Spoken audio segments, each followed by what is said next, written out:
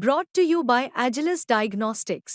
Health test की बात आती है तो मैं भरोसा करता हूँ India largest diagnostics company Agilus diagnostics. खुद को टेस्ट करते रहो। लिया था बस मार्ग को हटाने की अनुमति सीएम की तरफ से दी गई थी। श्री खट्टर की पर्यावरण डिपार्टमेंट ने अनुमति दी थी, फिर आप यहाँ पे पॉलिटिक्स कर रहे हैं। पहली बात तो आज मैंने सदन के सामने रखा है कि भारतीय जनता पार्टी के किसी नेता के पास भी, एलजी साहब के पास, डीडीए के पास, किसी के पास भी पेड़ काटने के ट्री ऑफिसर की परमिशन है तो कल वो सदन पटल पे रख दें। सच्चाई सबको पता चल जाएगी। फाइल की नोटिंग लेके घूमने से काम नहीं चलेगा। बिना ट्री ऑफिसर के परमिशन के कोई पेड़ नहीं काट सकता। इसलिए भारतीय जनता पार्टी ने जिस तरह से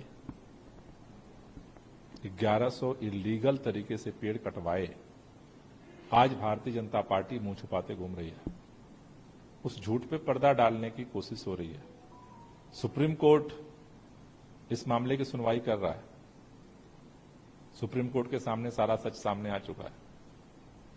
इसलिए एक चीज साफ दिख रही है कि किस तरह से भारतीय जनता पार्टी को इस बात की चिंता नहीं है पेड़ लगाए कैसे जाए, बल्कि पूरी भारतीय जनता पार्टी इसके बचाव में लगी हो कि पेड़ काटे गए और पेड़ काटने वालों को बचाने में पूरी भारतीय जनता पार्टी लगी हुई। बस मार्शल्स का जो मुद्दा है उसे लेकर काफी हंगामा हुआ। एक बार प्रस्ताव पास कर चुके हैं, लेकिन हुआ कुछ नहीं। इसके बाद अब क्या?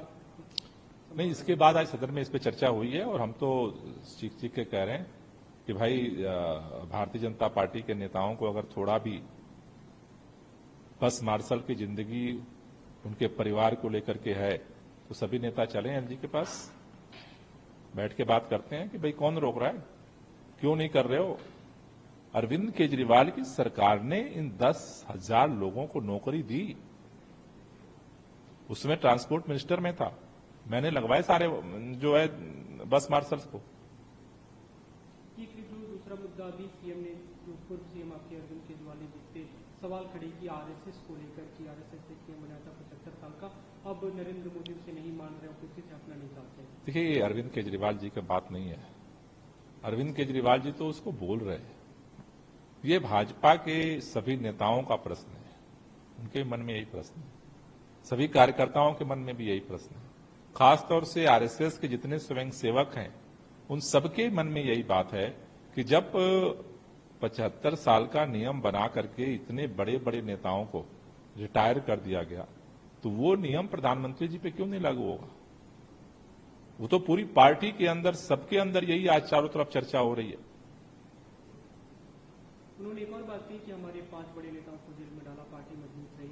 आपके यानी बीजेपी के 2 नेताओं को डाल दे तो ये पार्टी पूरी टूट जाएगी। निश्चित रूप से टूट जाएगी। भाई आम आदमी पार्टी ने तो ये दिखाया है कि इनके सारे षड्यंत्रों को फेल करके आम आदमी पार्टी चट्टान की तरह खड़ी है। ये सोचते थे कि शिवसेना की तरह, एनसीपी की तरह महाराष्ट्र में जैसे एडीसीबीआई का डर दिखा करके पार्टी तोड़ देंगे।